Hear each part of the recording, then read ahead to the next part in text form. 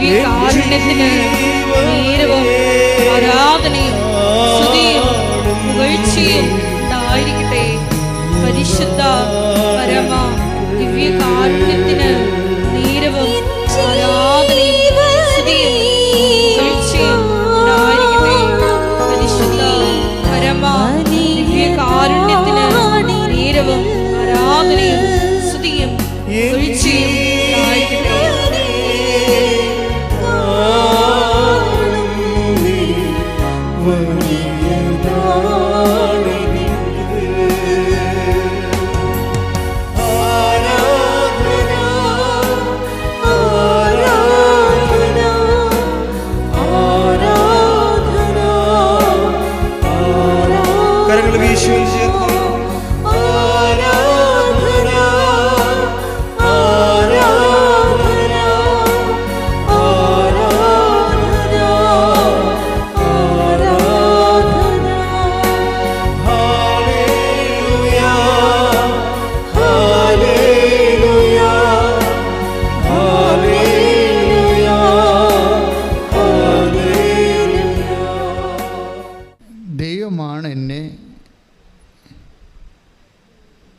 എൻ്റെ ഈ കഷ്ടപ്പാടിൻ്റെ കാലത്ത്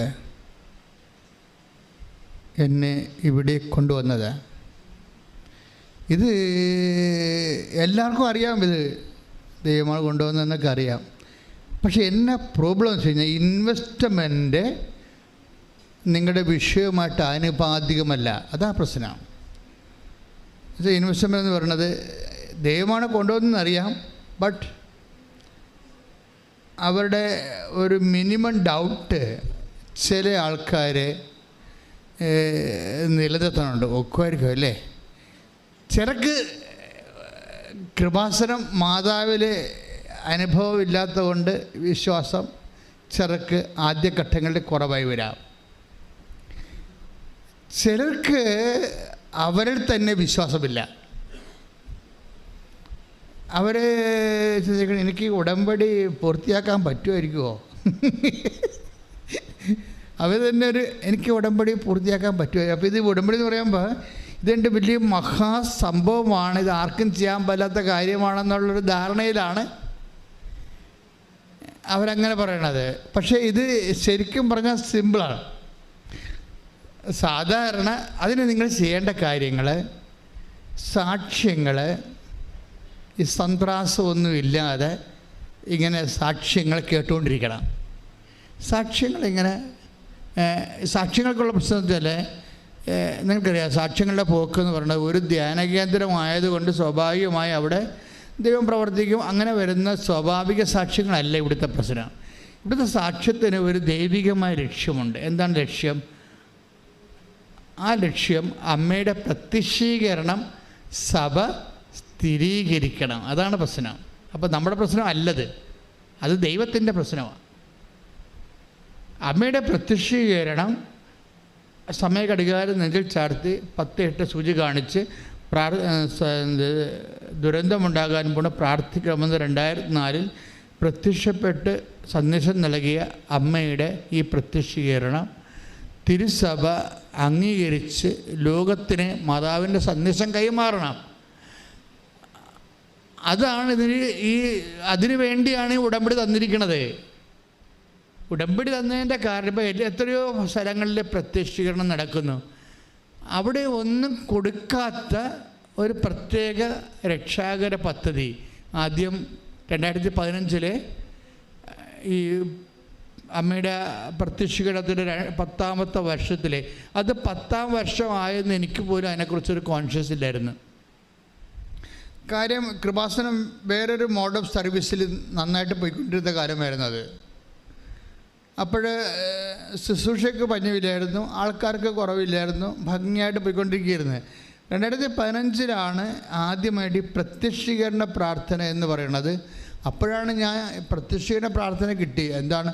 അമ്മ ആഗ്രഹിക്കുന്ന ഒരു കൃപാവര പദ്ധതി. അതൊന്നും എൻ്റെ വാക്കുകളൊന്നുമല്ല. അമ്മ ആഗ്രഹിക്കുന്ന ഒരു കൃപാവര പദ്ധതി കൃപാസനത്തിലും ഞങ്ങളുടെ കുടുംബത്തിലും നിറവേറാൻ ഇടയാക്കണമേ എന്നായിരുന്നു ആദ്യത്തെ പ്രത്യക്ഷീകരണ പ്രാർത്ഥനയുടെ ജിസ്റ്റ് എന്ന് പറയണത്. അത് ആൾക്കാർ 6 മാസം പ്രാർത്ഥിച്ചപ്പോഴാണ് അമ്മ ആഗ്രഹിക്കുന്ന കൃപാവര പദ്ധതിയായിട്ടാണ് ഈ ഉടമ്പടി വരണത്. അമ്മ ആഗ്രഹിക്കുന്ന ഒരു കൃപാവര ദൈവികമായ പദ്ധതി എന്തിനാണ്? കൃപാസനത്തിലും ഞങ്ങളുടെ കുടുംബത്തിലും. അപ്പോൾ കുടുംബം അതിനകത്തുണ്ടേ. അപ്പോൾ കുടുംബത്തെ ഓറിയൻറ്റേറ്റ് ചെയ്തുകൊണ്ടാണ് ഈ അമ്മ ഇത് തന്നിരിക്കുന്നത്. അപ്പോൾ തന്നെ ഉടമ്പടിയുടെ എല്ലാ വിഷയങ്ങളിലും കുടുംബജീവിതം തന്നെയാണ്. കുടുംബജീവിതം എന്ന് പറയണത് അതിനകത്ത് ജോലി, വീട്, വിവാഹം. നിങ്ങളവർക്ക് എപ്പോഴും അവർക്ക് എന്താ എപ്പോഴും ഇതൊക്കെ തന്നെ പറഞ്ഞുകൊണ്ടിരിക്കണത് എന്ന് എന്നുവെച്ചാൽ നമ്മളെപ്പോഴും പറയണത് എന്താണ്? മാനുഷ്യമായ വിഷയങ്ങൾ തന്നെയാണ് പറയണത് എല്ലാം. അതിൻ്റെ കാരണം വെച്ച് കഴിഞ്ഞാൽ കുടുംബം എന്ന് പറയണത് ഇതിൻ്റെ ഒരു പ്രധാനപ്പെട്ട ഫോക്കൽ പോയിൻ്റാണ്. കാര്യം കുടുംബം തകർച്ച നേരിടുന്ന, ദുരന്തം ഉണ്ടാകാൻ പോണ പ്രാർത്ഥിക്കണമെന്ന് പറയുമ്പോൾ നമ്മൾക്കറിയാം. അപ്പം ഞാൻ ചരിച്ചത് ഉടനെ പിറ്റേ മാസമാണ് സുനാമി ഉണ്ടായത്. പിന്നെ ഉടനെ ചിക്കൻ ഗുനിയ ഉണ്ടായി 2 കൊല്ലം കഴിഞ്ഞപ്പോൾ. പിന്നെ ഒരു 3 കൊല്ലം കഴിഞ്ഞപ്പോൾ നിപ്പ വൈറസ് വന്നു. പിന്നെ 2018 വന്നപ്പോൾ പ്രളയം വന്നു. 19 കോവിഡ് വന്നു. ഇങ്ങനെ ദുരന്തത്തിൻ്റെ ഒരു ഘോഷയാത്ര തന്നെ വന്നു. അപ്പം ഞാനും ആ ലെവലിലാണ് ചിന്തിച്ചുകൊണ്ടൊക്കെ ഇരിക്കണത്.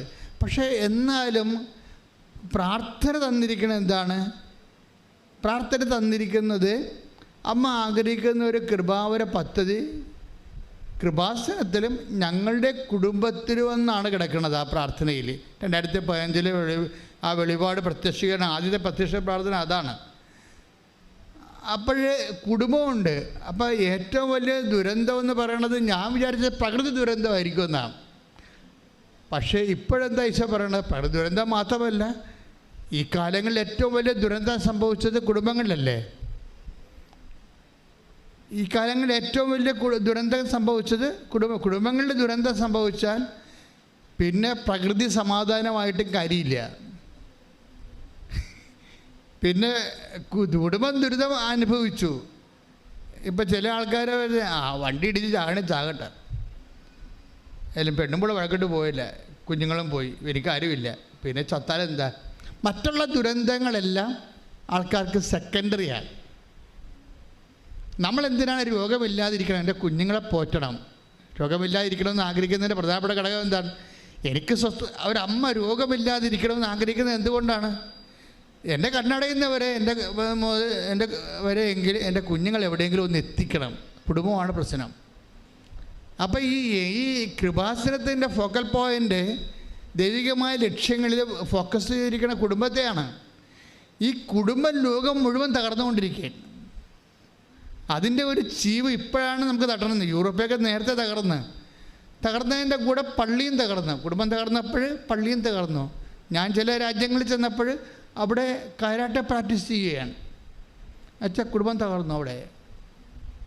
അപ്പോൾ എന്ത് പക്ഷേ കഴിഞ്ഞാൽ കുടുംബം തകർന്ന് പള്ളി തകരും, അതുപോലെ തന്നെ സഭ തകരും, എല്ലാം തീരും. കാരണം ദൈവത്തിൻ്റെ പദ്ധതികൾ കുടുംബത്തോടാണ് ആദ്യകാലം മുതലേ ഉണ്ടായിരുന്നത്. അപ്പോൾ നിങ്ങളെപ്പോഴും ശ്രദ്ധിക്കേണ്ട, ഇപ്പോൾ ഡൈവേഴ്സുകാരും കോടതി കൊടുത്തിരിക്കുന്നവരും അതിൻ്റെ റിസൾട്ടിന് വേണ്ടി ഉടമ്പടി ചെയ്തിരിക്കുന്നവരും ഒക്കെ മനസ്സിലാക്കേണ്ടത്, നിങ്ങൾ വിചാരിക്കണത് എങ്ങനെയെങ്കിലും ഈ കാലമാടനിടയ്ക്ക് രക്ഷപ്പെടണം, അല്ലെങ്കിൽ അവളുടെ പഠിപ്പിൻ്റെ അധ്യത്വമാണ്, അവൾ പോയിട്ട് അവിടെ വേറെ ആൾക്കാർ കമ്പനി അടിക്കുകയാണ്. അറിയാൻ പാടില്ലേ, ഇയാൾ സ്വന്തമായിട്ട് കൃതിക്കാണ് ഇവിടെ നാട്ടിലിരുന്നുകൊണ്ട് കൃതിക്കാണ്.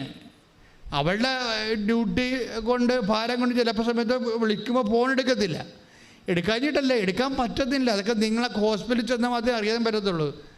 അത് വർക്ക് ചെയ്യുന്ന സ്ഥലത്ത് ചെന്നാൽ മാത്രമേ അവരെന്തുമാത്രം പ്രഷർ, ടെൻഷൻ, ഇതൊന്നും മനസ്സിലാക്കാനുള്ള ഒരു സ്നേഹം കുറച്ച് കഴിയുമ്പോൾ ആൾക്കാർക്ക് നഷ്ടപ്പെട്ടു പോകും. ഈ അകൽച്ച എന്ന് പറയുമ്പോൾ മലയാളികളുടെ ഏറ്റവും വലിയ ഈ വരാൻ പോണ ഏറ്റവും വലിയ പ്രോബ്ലം എന്ന് പറയുന്നത് അകൽച്ചയാണ്. ശരിക്കും നമ്മൾ കുടുംബത്തിൽ വരുമ്പോൾ ഒരു മിനിമം കാഷ്വാലിറ്റി നമുക്ക് കുടുംബത്തിൽ ഒരുമിച്ച് ജീവിക്കുമ്പോൾ ഉണ്ടാകും.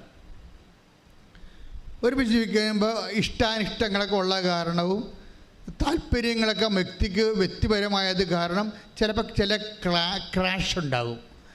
പക്ഷേ അത് 10% പക്ഷേ അകന്നിരിക്കുമ്പോൾ ഉള്ള ക്രാഷ് ഒരു 50% വരെ ചെല്ലും. എന്താ കാര്യത്തിൽ ഈ അകന്നിരിക്കുമ്പോഴുള്ള റിലേഷൻസ് മുഴുവൻ ഇക്കണോമിക് ഫൈനാൻസ് റിലേഷനാണ്. Not body relation, not mental relation. സ്കൈപ്പിലൊക്കെ കാണാമെന്നൊക്കെ പറഞ്ഞാൽ കുറച്ച് ബോറടിക്കത്തില്ലേ മനുഷ്യന്?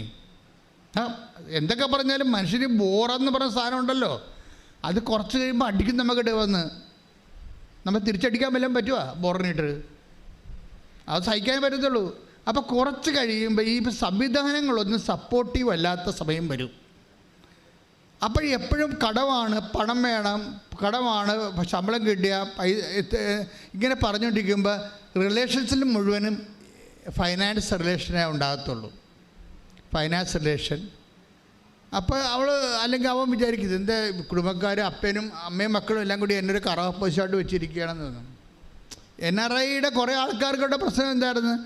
അവർ അമ്മയും മക്കളും എപ്പോഴും പപ്പായും വിളിക്കും, മമ്മി വിളിക്കും, പിള്ളേർ വിളിക്കും, ചിടുങ്ങി വിളിക്കും, കിടുങ്ങി വിളിക്കും, കുടുങ്ങി വിളിക്കും. എന്തായാലും കാശാണ് പ്രശ്നം. അയാൾക്കറിയാമല്ലോ, അത് കുറേ അഭ്യാസമൊക്കെ അറിയാമല്ലോ. ഈ കിടുങ്ങി കുടുങ്ങിയൊക്കെ വിളിക്കുന്നതിൻ്റെ പിന്നിൽ അവസാനം കാശിലേ വന്ന് നിൽക്കത്തുള്ളൂന്നറിയാം. പൂച്ചയെ എങ്ങനെ പിടിച്ചടഞ്ഞാലും 4 കാലേ വന്ന് നിൽക്കും. എന്ത് സംസാരമായാലും അവസാനം കാശിലേ വന്ന് നിൽക്കും. അപ്പോൾ ആൾക്കാർക്ക് ബോറടിക്കോ? അപ്പോൾ ഈ ബോറടിക്കുമ്പോൾ സ്വാഭാവികമായിട്ട് നിനക്കറിയാവോ അല്ലെങ്കിൽ നിങ്ങൾക്കറിയാവോ ഞാൻ എന്ത് അവസ്ഥയിലാണ് ഇവിടെ ജീവിക്കണമെന്ന്? അപ്പോൾ അണ്ടർസ്റ്റാൻഡിങ്ങിൻ്റെ പ്രശ്നം വരും. മനസ്സിലാകുന്നില്ല. അപ്പോൾ ഇവിടുത്തെ കേമത്വം കഷ്ടപ്പാട് ഇവരും അങ്ങോട്ട് കെട്ടിയിടുന്നില്ല. അങ്ങോട്ടും ഇങ്ങോട്ടും കെട്ടിയിടുന്നില്ല. എന്ത് കാണിക്കാനാ? ഒന്നും കാണിക്കാനില്ല. പക്ഷേ അതേസമയം തന്നെ ഞാൻ മനസ്സിലാക്കുന്ന വേറൊരു സത്യമുണ്ട്. കിട്ടുന്ന സമയം 10 മിനിറ്റ് ആണെങ്കിൽ 10 മിനിറ്റ് വീഡിയോ കോൺഫറൻസിൽ ജപമാല ചെല്ലണവരെ ഞാൻ കണ്ടിട്ടുണ്ട്. 10 മിനിറ്റേ കിട്ടത്തുള്ളൂ അവർക്ക്, 2 പേർക്കും കിട്ടണ്ടില്ല സമയം. അപ്പം കിട്ടുന്ന സമയത്ത് അവർ ദൈവത്തിന് അതിനകത്ത് കക്ഷി ചേർക്കും. അങ്ങനെ വന്നു കഴിഞ്ഞാൽ അതുകൊണ്ടാണ് ഈ എപ്പോഴും നമ്മൾ കുടുംബം സെറ്റ് ചെയ്യുമ്പോൾ ഒരേ വിശ്വാസത്തിലുള്ളവർ സെറ്റ് ചെയ്യണമെന്ന് പറഞ്ഞതിൻ്റെ കാരണം അതാണ്. നിങ്ങൾ ഒരേ ജോലി അനുസരിച്ചാണ് സെറ്റ് ചെയ്യണത്. ഒരേ ജോലി, PR അല്ലങ്ങനെയൊക്കെയുള്ള കാര്യങ്ങൾ വെച്ച് സെറ്റ് ചെയ്യണത്. പക്ഷേ അതുപോലെ തന്നെ പ്രധാനപ്പെട്ടതാണ് ഒരേ വിശ്വാസമെന്ന് പറയുന്നത്.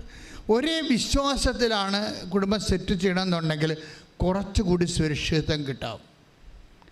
പക്ഷേ വിശ്വാസം പ്രാക്ടീസ് ചെയ്യണം.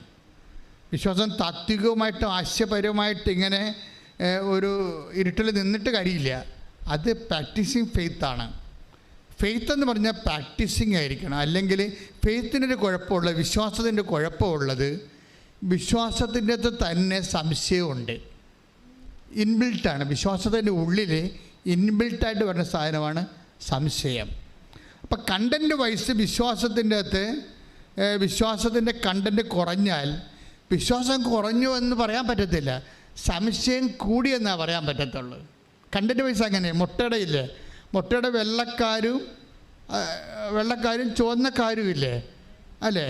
അപ്പോൾ അതുപോലെ ചുവന്നക്കാർ കുറവാണെങ്കിൽ അത്രയും വെള്ളക്കാർ കൂടിയിരിക്കും.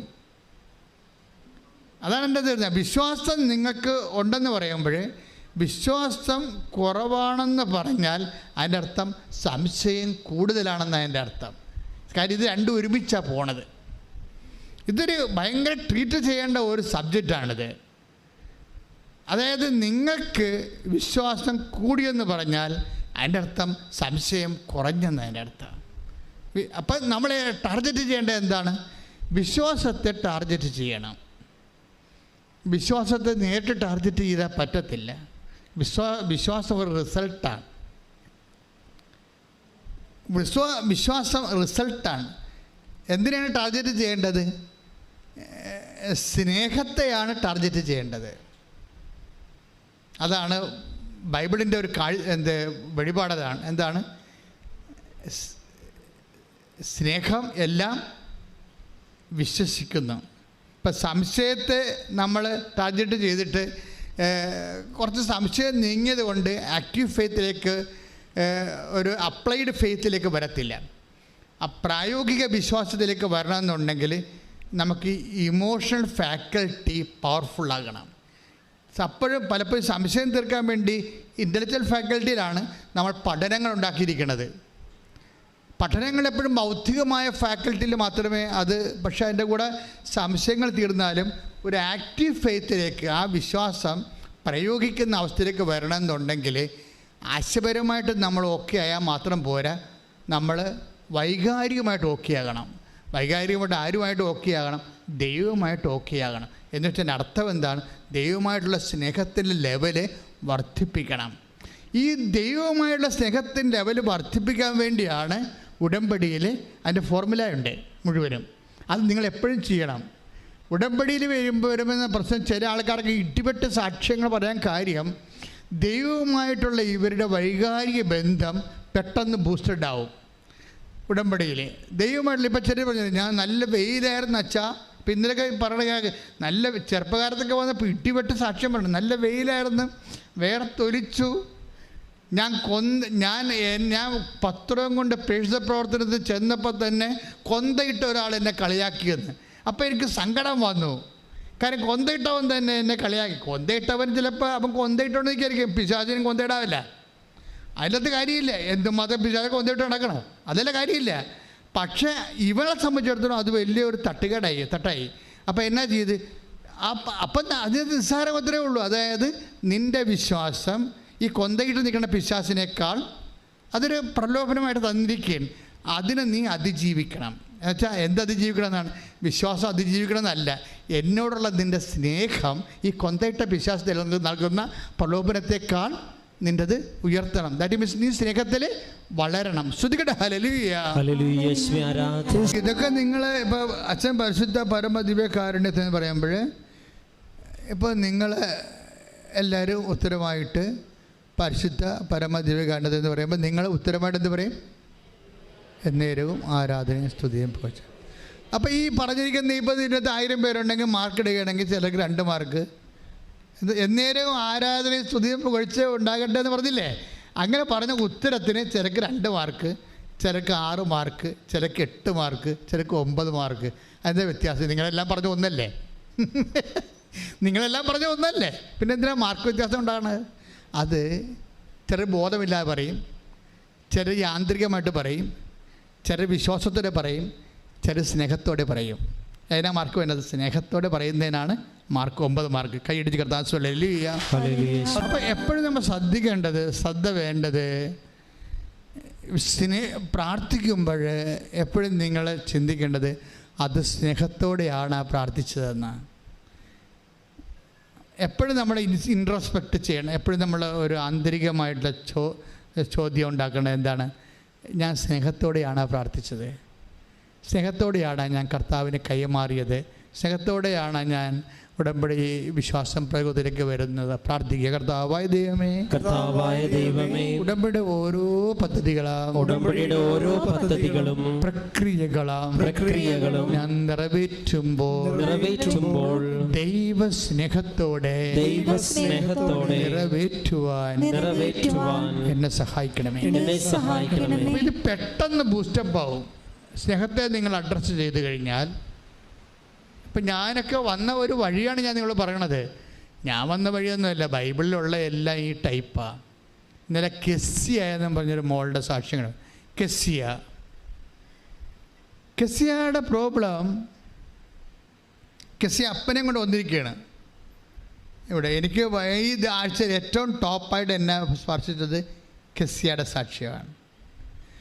എന്താ സംഭവം വെച്ച് കഴിഞ്ഞാൽ, കെസ്സിയ അപ്പനെയും കൊണ്ട് വന്നിട്ട് അപ്പനെ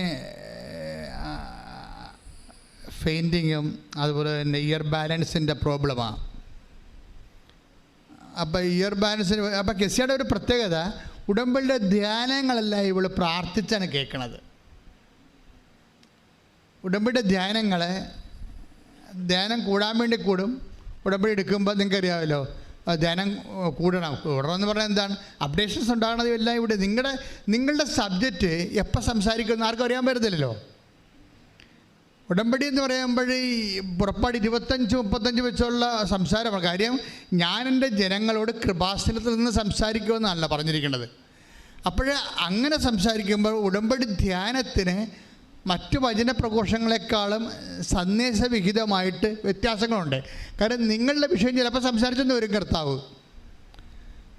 നിങ്ങളിപ്പോൾ ഇന്ന് കടന്നു പോകുന്ന പർട്ടിക്കുലർ പ്രോബ്ലം നിങ്ങൾക്കറിയാമല്ലോ. നമ്മൾ ദൈവത്തോട് അടുക്കുമ്പോൾ കരയാൻ മാത്രമേ നമുക്ക് നേരം ഉണ്ടാകത്തുള്ളൂ. സ്നേഹം കൊണ്ടും കേട്ടും മനസ്സിലാക്കിയും നമ്മളറിയാതെ ഇങ്ങനെ ദൈവം ഇത്രയും നമ്മളൊരു കൃമിയും കീടമൊക്കെ ഇട്ടും നമുക്ക് നമ്മുടെ നാട്ടുകാർ പോലും നമ്മൾ അംഗീകരിക്കണില്ല, നമ്മുടെ വീട്ടുകാർ പോലും നമ്മൾ അംഗീകരിക്കണില്ല. വീട്ടിൽ തന്നെ ഗ്രൂപ്പിസമാണ്. അപ്പോൾ അങ്ങനെയൊക്കെ വരുമ്പോൾ നമുക്കറിയാം ഈ വീട്ടിൽ എനിക്കൊരു വിലയുമില്ല. അപ്പോൾ അങ്ങനെ ഈ ഇപ്പം നിൻ്റെ വീട്ടിൽ നിനക്ക് വിലയില്ലാത്തൊരവസ്ഥയാണെന്ന് വിചാരിച്ചോ. ചിലപ്പോൾ അവരുടെ അനീതിയായിരിക്കും, ചിലപ്പോൾ നിൻ്റെ കയ്യിരിപ്പ് കൊണ്ടായാലും, പക്ഷേ ഫീൽ ചെയ്യണം നിനക്കാണ്. പക്ഷേ ഇങ്ങനെ ഒരു പൊസിഷൻ ആണെങ്കിൽ പോലും ആരും തരാത്തൊരു വില ദൈവം നമുക്ക് തരും. അത് നമ്മുടെ ഈ സാക്ഷ്യങ്ങൾ കേൾക്കുമ്പോൾ മനസ്സിലാകും. ഇത് ആരും അപ്പം സ്വന്തം വീട്ടുകാർ പോലും തരാത്ത വില. അപ്പോഴും നീ എപ്പോഴും മനസ്സിലാക്കേണ്ട ഇതാണ്, നിൻ്റെ വീട്ടിൽ പോലും നിനക്കില്ലാത്ത വില ദൈവത്തിൻ്റെ തിരുസേന നിനക്കുണ്ട്. പക്ഷെ നീ ഇത് കണ്ടെത്തണം. പ്രാർത്ഥിക്കുക, കർത്താവ് ദൈവമേ, നിനക്ക് എന്നോട് നീ കൽപ്പിക്കുന്ന വില മനസ്സിലാക്കാനുള്ള കൃപ എനിക്ക് നൽകണമേ. നീ എനിക്ക് കൽപ്പിക്കുന്ന വില മനസ്സിലാക്കാനുള്ള കൃപ എനിക്ക് നൽകണമേ.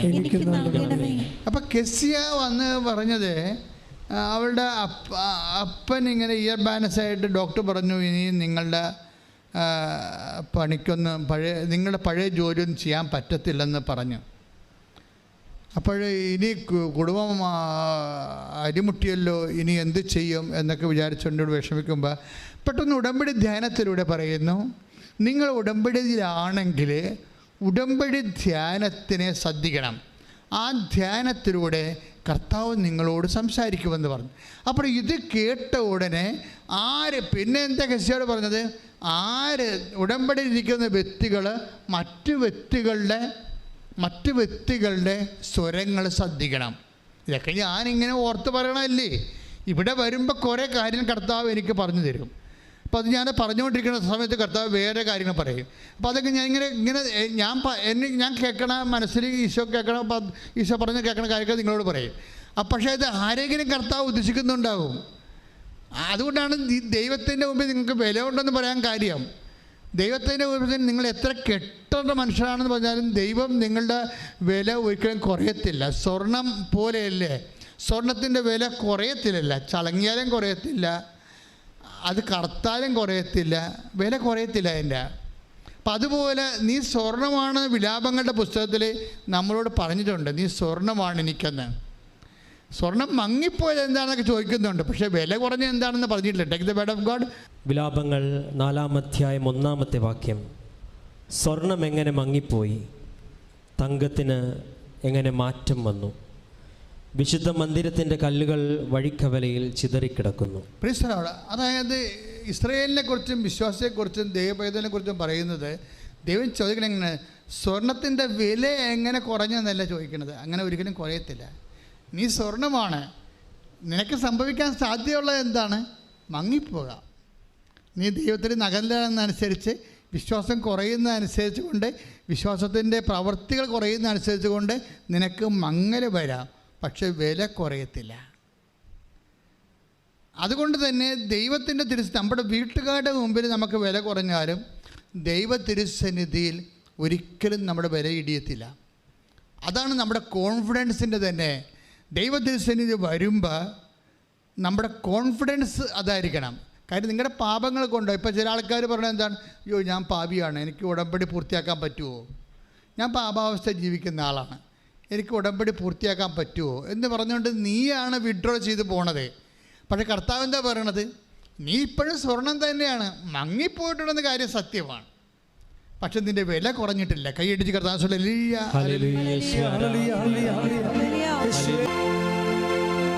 യെശയ്യാ പ്രവാചകന്റെ പുസ്തകം 43-ാം അധ്യായം 4-ാമത്തെ വാക്യം. നീ എനിക്ക് വിലപ്പെട്ടവനും, പറഞ്ഞ് നീ എനിക്ക് വിലപ്പെട്ടവനും ബഹുമാന്യനും പ്രിയങ്കരനും ആയതുകൊണ്ട് നിനക്ക് പകരമായി മനുഷ്യരെയും നിന്റെ ജീവന് പകരമായി ജനതകളെയും ഞാൻ നൽകുന്നു. ഭയപ്പെടേണ്ട, ഞാൻ നിന്നോട് കൂടെയുണ്ട്. ഭയപ്പെടേണ്ട, ഞാൻ നിന്നോട് കൂടെയുണ്ട്. എന്ത് പ്രശ്നം വന്നാലും ഈ വചനങ്ങൾ നിങ്ങൾ മറന്നു പോകരുത്. ഇത് നിങ്ങൾക്കറിയാം, ഇത് ഓൺലൈൻ ലീസോ ഈ ധ്യാനം നയിച്ചുകൊണ്ടിരിക്കുന്നതുകൊണ്ടാണ് ഈ ചെറിയ കൺഫ്യൂഷൻ ഞങ്ങൾ തമ്മിലുള്ളത്. അതായത് ഇപ്പോൾ ആദ്യം പറഞ്ഞത് എന്താണ്, വിലാപങ്ങൾ. നീ എന്തവസ്ഥയാണെങ്കിലും തങ്കമാണ്. ഇപ്പോഴും മങ്ങിപ്പോകാം, പക്ഷേ വില കുറഞ്ഞിട്ടില്ല. ഉടമ്പടി എടുക്കാൻ വരുന്ന ഓരോ മനുഷ്യരും അറിയേണ്ടതാണ്, എൻ്റെ പാപാവസ്ഥ, എൻ്റെ ജീവിത രീതി എന്ത് തന്നെയായാലും ദൈവത്തിരുസന്നിധിയിൽ എൻ്റെ വില കുറഞ്ഞിട്ടില്ല. കൈയടിച്ച് ശ്രുതികടല്ലേ.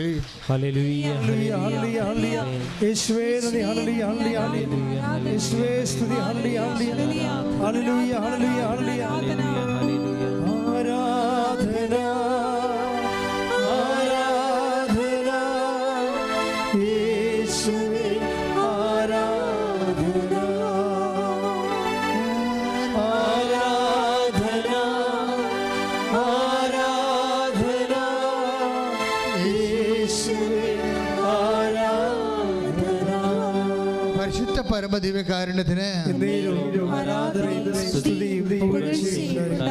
അപ്പോൾ അതുകൊണ്ടാണ് ഉടമ്പടിയുടെ എഫിക്കസി ഓഫ് കവനൻറ്റ്, അതായത് നമ്മളെ തന്നെ വിലയിടിച്ചാലും അങ്ങനെ നമ്മൾ ചിന്തിച്ചാലും ദൈവം അങ്ങനെ ചിന്തിക്കുന്നില്ല. അതുകൊണ്ട് തന്നെ നീ ഫ്രഷായിട്ടാണ് നീ ദൈവസന്നിധിയിൽ ഉടമ്പടി എടുക്കുന്നത്. പക്ഷേ ഉടമ്പടി എടുക്കുമ്പോൾ നിനക്കെന്താ ചെയ്യേണ്ടത്? നിനക്കിതിനെക്കുറിച്ച് ഒരു മിനിമം, ഇപ്പോൾ കെസിയായോട് പറഞ്ഞത് എന്താണ്, ഡോക്ടർ പറഞ്ഞത് എന്താണ്, അപ്പായി ഇനി ജോലിക്ക് പോയിട്ടത് കേട്ടോ, അപ്പായിക്ക് ഇയർ ബാലൻസിൻ്റെ പ്രോബ്ലമാണ്, അത് തിരിച്ച് വീണ്ടും വരുമെന്ന് പറയും. അപ്പോൾ അരിമുട്ടിപ്പോയില്ലേ? അരിമുട്ടിക്കഴിഞ്ഞപ്പോൾ അവൾ ഉടമ്പടി എടുത്ത് പറഞ്ഞ അരിമുട്ടിയല്ല ഈശോ എന്ന് പറഞ്ഞു. ഇത് ചില ഈ മനുഷ്യന്മാരുടെ പ്രോബ്ലം എന്ന് വെച്ച് കഴിഞ്ഞാൽ അവർ ഈ വിശ്വാസ ലെവലിനേക്കാൾ ചിലർക്ക് വിശ്വാസ ലെവൽ നെഗ്ലിജിബിളായിട്ട് കളയും. എന്നാൽ അതൊരു അവഗണിക്കാൻ പറ്റുന്നൊരു കാര്യമായിട്ട് കരുതും. കാര്യം അവർക്ക് വിശ്വാസത്തേക്കാൾ ഉപരി സ്നേഹമാണ് മുറ്റി നിൽക്കുന്നത്. നിൻ്റെ ഹൃദയത്തിൽ വിശ്വാസം കൂടിയാൽ, അല്ല സ്നേഹം കൂടിയാൽ പിന്നെ വിശ്വാസം ഒരു വിഷയമാകത്തില്ല. ചില ആൾക്കാർ വന്ന് ചോദിക്കുമല്ലോ, വന്ന് അവിടെ വന്ന് വെച്ചും ഉടമ്പടി എടുക്കണം, നോക്കാം, പോയി നോക്കാം, മറ്റുള്ളവരുടെ സാക്ഷിയൊക്കെ കേൾക്കാം, അല്ലെങ്കിൽ അമ്മയെ കൊണ്ട് ഉടമ്പടി എടുപ്പിച്ചിട്ട് നോക്കാം, അമ്മയ്ക്ക് എന്ത് കിട്ടിയെന്ന് അറിയാം. ഇങ്ങനെയൊക്കെ ടെസ്റ്റ് അടിക്കാൻ വേണ്ടി ചില ആൾക്കാർ വരുന്നില്ലേ. അവൻ്റെ കാര്യം പോക്കായിരിക്കും. എന്താ കാര്യം? അവൻ ടെസ്റ്റ് ചെയ്യണത് ആരെയാ? കർത്താവിനെയല്ല ടെസ്റ്റ് ചെയ്യണത്. അവൻ ടെസ്റ്റ് ചെയ്യണത് ആരെയാണ് ശരിക്കും? അവനെ തന്നെ ടെസ്റ്റ് ചെയ്യണം. എന്താണ്? എനിക്കിത് പറ്റത്തില്ലെന്ന് അവൻ തന്നെത്താൻ ധരിക്കുന്നു. എനിക്ക് ഉടമ്പടി പറ്റത്തില്ലെന്ന് ധരിക്കുന്നു. പക്ഷേ ദൈവം എന്താ പറയണത്? നിനക്ക് പറ്റുമെന്നാണ് ദൈവം പറയണത്. എന്താണ്? നീ ഇപ്പോഴും തങ്കവാ, നിൻ്റെ വില കുറഞ്ഞിട്ടില്ല, നീ നിന്നെ തന്നെ മോശമായിട്ട് അണ്ടർ എസ്റ്റിമേറ്റ് ചെയ്യേണ്ടതാണ്. അപ്പോൾ ആദ്യം ചെയ്യേണ്ടത് ഉടമ്പടിയിലേക്ക് വരുമ്പോൾ അണ്ടർ എസ്റ്റിമേറ്റ്, നമ്മളെ തന്നെ വില കുറച്ച് കളയുന്ന ആ സംഭവം മാറ്റിവെക്കണം. മാറ്റിയിട്ട് എൻ്റെ കർത്താവ് എന്നെ ഇവിടെ കൊണ്ടുവന്നത് എൻ്റെ ദൈവം തന്നെയാണ്. ഇന്നും ദൈവതിരുസ്ഥൻ്റെ എനിക്ക് വിലയുള്ളത് കൊണ്ടാണ് എൻ്റെ കണ്ണീരിൻ്റെ കാലത്ത് ആര് പറഞ്ഞാലും എന്ത് കേട്ടാലും ഇവിടെ ഞാൻ വന്നതിൻ്റെ കാരണം എന്ന് പറഞ്ഞ് നീ ദൈവമായിട്ട് കൈ കൊടുക്കണം. എന്താ കാര്യം? നിൻ്റെ ജീവിതം എല്ലാം പുതുതായിട്ട് തുടങ്ങാൻ പോകുകയാണ്. ഇനി നിൻ്റെ ജീവിതം ദൈവം തീരുമാനിക്കും, വേറെ ആരും തീരുമാനിക്കാനില്ല. ബാങ്കുകാർ തീരുമാനിക്കത്തില്ല, ഡോക്ടർ തീരുമാനിക്കത്തില്ല, ആരുമേ തീരുമാനിക്കത്തില്ല. നിൻ്റെ കാര്യം ആര് തീരുമാനിക്കും? നിന്റെ ദൈവം തീരുമാനിക്കും. കൈയടിച്ച് ശ്രദ്ധിക്കട്ടെ. ഹല്ലേലൂയ, ഹല്ലേലൂയ, യേശുവേ ആരാധന, ആരാധന, ഹല്ലേലൂയ, ഹല്ലേലൂയ, ഹല്ലേലൂയ, ഹല്ലേലൂയ, ആരാധന,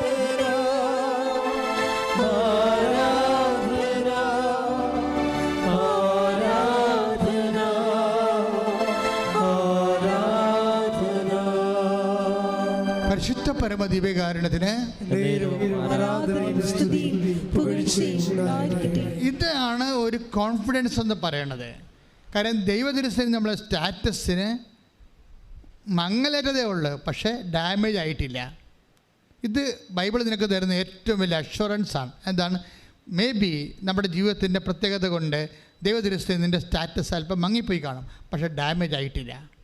അത് കർത്താവ് നിങ്ങൾക്ക് തരുന്ന വെളിപാടാണ്. കൈയിടിച്ച് ശ്രദ്ധിക്കട്ടെ. ഹല്ലേലൂയ. അപ്പോൾ കെസിയ ഉടമ്പടി എടുത്തപ്പോൾ അപ്പായോട് പോകരുത്, ഇയർ ബാലൻസിൻ്റെ പ്രോബ്ലം ഉണ്ട്, നിങ്ങളിലേക്ക് തൂക്കുകെട്ടിയ വഴിന് പോകേണ്ട കാര്യമില്ല, പെരപണിക്ക് ഇനി പോകാൻ പറ്റത്തില്ല, കൺസ്ട്രക്ഷൻ ഫീൽഡിൽ നിങ്ങൾ മാറണം എന്നൊക്കെ പറഞ്ഞ് ഡോക്ടർ വിട്ടല്ലേ. പക്ഷേ എന്താ പ്രശ്നം? ഉടമ്പടി എടുത്തു കഴിഞ്ഞപ്പോൾ ഒരു പ്രസംഗം കേട്ട്. പ്രസംഗം എന്താ പറയണത്? നിങ്ങൾ ഉടമ്പടിക്കാലത്ത് മറ്റുള്ളവർ നിങ്ങളോട് പറയുന്നത് ദൈവസ്വരമായിട്ട് ശ്രദ്ധിക്കണമെന്ന്. ദൈവം അവരിലൂടെയും നിങ്ങളോട് സംസാരിക്കാമെന്ന്. അപ്പോൾ അവരിലൂടെ അത് ഇവർക്ക് അഭിഷേകമായിട്ട് തോന്നി. എന്നുവെച്ചാൽ മറ്റുള്ളവർ സംസാരിക്കുമ്പോൾ അത് ദൈവസ്വരമായിട്ട് നീ കേൾക്കണമെന്ന് പറഞ്ഞ്. അപ്പോൾ ഉടനെ ഇത് കേട്ടിട്ട് ഉടനെ ഇവളെ കേൾക്കണത് എന്താണ്? അപ്പയെ വീണ്ടും ആൾക്കാർ വന്ന് പെരപണിയാൻ വിളിക്കണതാണ്. അപ്പോൾ ഉടമ്പടി ധ്യാനത്തിൽ പറഞ്ഞായിരുന്നല്ലോ, ഇനി മറ്റുള്ളവർ പറയണത് നീ കേൾക്കണം, അവരിലൂടെ ദൈവം നിന്നോട് സംസാരിക്കുമെന്ന് വന്നില്ല. അപ്പോഴേ ഇവൾക്കത് അഭിഷേകമായി. ഈ അഭിഷേകം എന്ന് അച്ഛൻ പറയുമ്പോൾ നിങ്ങൾ ശ്രദ്ധിക്കേണ്ടത്, ദൈവവചനത്തിനും മറ്റുള്ളവരുടെ വചനത്തിനും നമ്മൾക്ക് ക്യാച്ച് ചെയ്തിട്ട് ഓൺ ദി സ്പോട്ടിൽ ഓൺലൈനായിട്ട് ഇതിനെ ഡിക്റ്റേറ്റ് ചെയ്തെടുക്കണം. ഡിസേൺമെൻ്റ് എന്ന് പറയും. ഡിസേൺമെൻ്റ് എന്ന് പറയുന്നത് ഈ ദർശന വരം ഉള്ളവർക്ക് ദൈവം തരേണ്ട ഒരു വരമാണ്. വ്യാഖ്യാന വരം ഉള്ളവർക്കും വിവേചന വരമെന്ന് സംഭവമുണ്ട്. കരിസ്മാറ്റിക്കിൽ വന്നു കഴിഞ്ഞാൽ നമുക്കറിയാമല്ലോ, അതായത് അതിനകത്ത് പ്രാരംഭ ധ്യാനം, വളർച്ചാ ധ്യാനം, അത് കഴിഞ്ഞിട്ട് ആന്തരിക സൗഖ്യ ധ്യാനം, പ്രാർത്ഥനാനുഭവ ധ്യാനം, വരദാനങ്ങളുടെ ധ്യാനം വരുമ്പോഴാണ് ഇത് വരണത്, വിവേചനം വരണത്.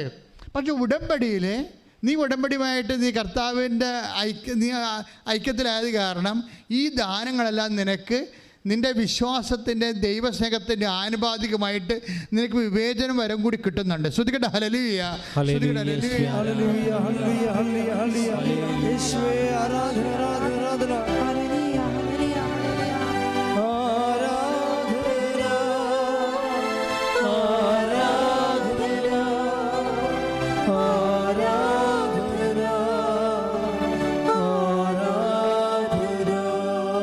പരിശുദ്ധ പരമദിവ്യകാരുണ്യത്തിന്.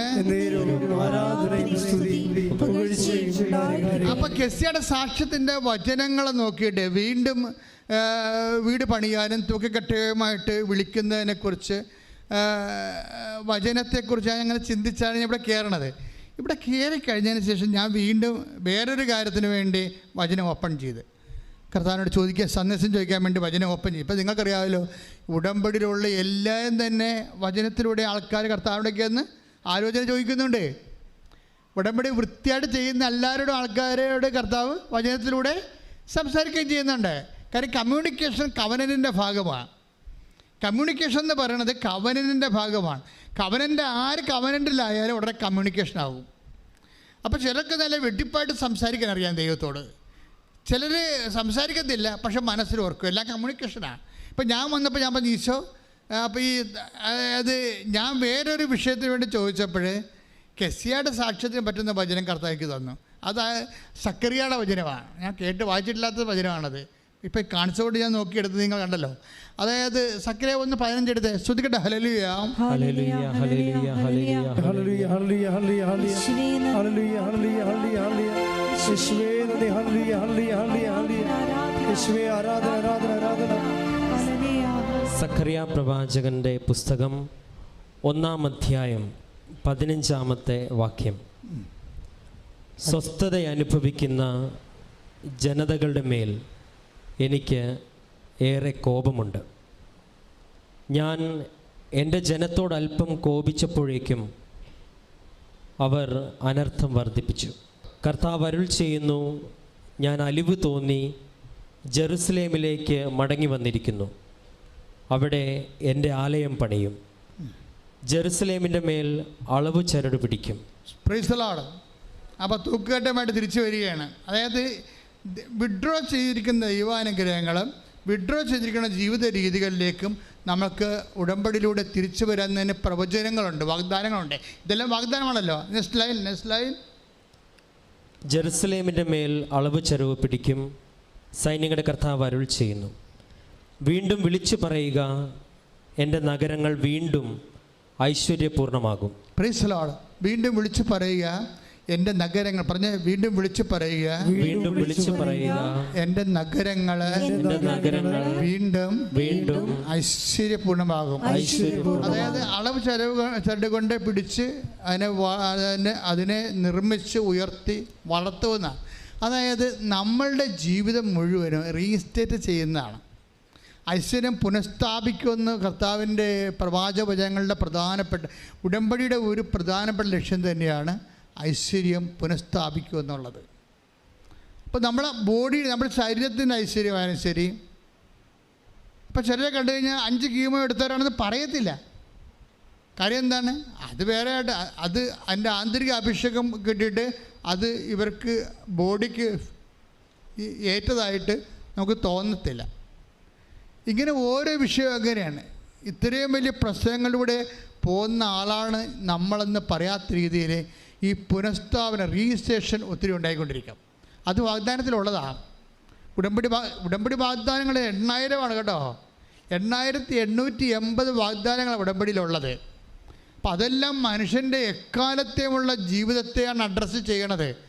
അതുകൊണ്ട് ഈ 8,850 വാഗ്ദാനങ്ങളിൽ പെട്ടത് മാത്രമായിരിക്കും നമ്മുടെ വിഷയങ്ങളെല്ലാം വരാൻ പോണത്, പുതുതായാലും പഴയതായാലും. അപ്പം അതുകൊണ്ട് ഒരിക്കലും നമ്മൾ ചിന്തിക്കാതെ നിങ്ങൾ ചെയ്യേണ്ടത് ദൈവമായിട്ടുള്ള love level. Take the word of God. ശ്രുതിക്കട്ടെ. ഹല്ലേലൂയ, ഹല്ലേലൂയ, ഹല്ലേലൂയ, ഹല്ലേലൂയ, ഹല്ലേലൂയ, ഹല്ലേലൂയ. പൗലോസ് അപ്പോസ്തലൻ കൊരിന്ത്യർക്ക് എഴുതിയ 1-ാം ലേഖനത്തിൽ 13-ാമത്തെ തിരുവചനങ്ങൾ. സ്നേഹം സകലതും സഹിക്കുന്നു, സ്നേഹം സകലതും സഹിക്കുന്നു, സകലതും വിശ്വസിക്കുന്നു, സകലതും വിശ്വസിക്കുന്നു. That's A point. സ്നേഹം എന്ന് പറഞ്ഞ സ്നേഹം സകലതും വിശ്വസിക്കുന്നു. ഇപ്പം ദൈവത്തിൽ ഇത്തിരി വിശ്വാസം മങ്ങിയാൽ നിങ്ങൾ എന്താ ചെയ്യേണ്ടത്? ദൈവത്തോടുള്ള സ്നേഹം ബൂസ്റ്റ് ചെയ്യണം. ഇതൊരു ഫോർമുലയാണ്. ദൈവത്തോട് അല്പം സ്നേഹം നിങ്ങൾക്ക് മങ്ങിയാൽ, വിശ്വാസം മങ്ങിയാൽ, നിങ്ങൾക്കറിയാമല്ലോ അവിടെ ഒരു ബാലൻസിങ് എന്ന് പറയണത്, നിങ്ങളുടെ വിശ്വാസം മങ്ങിയാൽ എന്താ പറ്റണത്? സംശയം കൂടും. അതാണ് കാര്യം. വിശ്വാസവും സംശയം കൂടിയാണ് ഉള്ളത്. വിശ്വാസം എന്ന് പറയണത് സംശയരഹിതമായ ഒരു അവസ്ഥയാണ് വിശ്വാസം എന്ന് പറയണത്. ശരിക്കും പറഞ്ഞാൽ അതാണ് ഈശോ ചോദിക്കണത്, അല്പവിശ്വാസി നീ സംശയിച്ചത് എന്തിന്? അപ്പം വിശ്വാസം അല്പമായാൽ സംശയം കൂടിയിരിക്കും. Take the word of God. ശ്രുതിക്കട്ടെ. ഹല്ലേലൂയ, ഹല്ലേലൂയ, ഹല്ലേലൂയ, ഹല്ലേലൂയ. യേശുവേ നന്ദി. ഹല്ലേലൂയ, ഹല്ലേലൂയ. നന്ദി, ആരാധന. മത്തായിയുടെ സുവിശേഷം 14-ാം അധ്യായം 31-ാമത്തെ വാക്യം. മത്തായി 14:31. ഉടനെ യേശു കൈനീട്ടി അവനെ പിടിച്ചുകൊണ്ട് പറഞ്ഞു. അവനെ പിടിച്ചുകൊണ്ട് ആര് പിടിച്ച കാര്യം പറയണേ? പത്രോസിനെ. അപ്പം ഉടനെ അതായത് സിറ്റുവേഷൻ ഓഫ് ദി സ്റ്റോറി ഇങ്ങനെയാണ്. കർത്താവ് കടലിൻ്റെ മീതെ രാത്രി വരുന്ന ഭാഗമാണിത്. അപ്പം കടലിൻ്റെ മീതെ കർത്താവിനെ കണ്ടപ്പോൾ വിസ്മയിച്ചുകൊണ്ട് പത്രോസ് ഒത്തിരി സ്നേഹത്തോടെയാണ് പറഞ്ഞത്, Lord it is you if, അതായത് നീയാണ് എങ്കിൽ എന്നോടും ഈ കടലിൻ്റെ മീതെ അങ്ങോട്ട് വരാൻ കൽപ്പിക്കുന്നത്. ഈ പത്രോസ് ഈശോ കടലിൻ്റെ മീതെ വരുമ്പോഴേ നിങ്ങൾക്കറിയാമല്ലോ, എപ്പോഴും പത്രോസിൻ്റെ ഉള്ളിൽ വിശ്വാസത്തെക്കാളുപരി സ്നേഹമാണ് വരണത്. അപ്പോൾ ഈശോ കണ്ടപ്പോൾ വേറെ ആർക്കും തോന്നാത്തൊരു കൊതിയല്ല ശരിക്കും പറഞ്ഞാൽ സ്വാതന്ത്ര്യമാണ്. പത്രോസിൻ്റെ ഈ സ്നേഹത്തിൻ്റെ ഒരു പ്രശ്നം, സ്നേഹത്തിൽ സ്വാതന്ത്ര്യം ഉണ്ടാകും. അതായത് ഭയങ്കര, നിങ്ങൾക്കറിയാം, നിങ്ങൾ ഏറ്റവും കൂടുതൽ സ്വാതന്ത്ര്യം കാണിക്കുന്ന ആരോടായിരിക്കും? ഏറ്റവും കൂടുതൽ സ്നേഹിക്കുന്നവർ. നിങ്ങൾ ഏറ്റവും കൂടുതൽ തോന്നിയ ദിവസം കാണിക്കുന്ന ആരോടായിരിക്കും? ഏറ്റവും കൂടുതൽ സ്നേഹിക്കുന്നവരോടാണ്. അപ്പോൾ സ്നേഹത്തിന് സ്വാതന്ത്ര്യം ഉണ്ടാവും. അപ്പോൾ പത്രോസിന് സ്വാതന്ത്ര്യം കൂടുതലാണ്, കാര്യം സ്നേഹം കൂടുതലാണ്.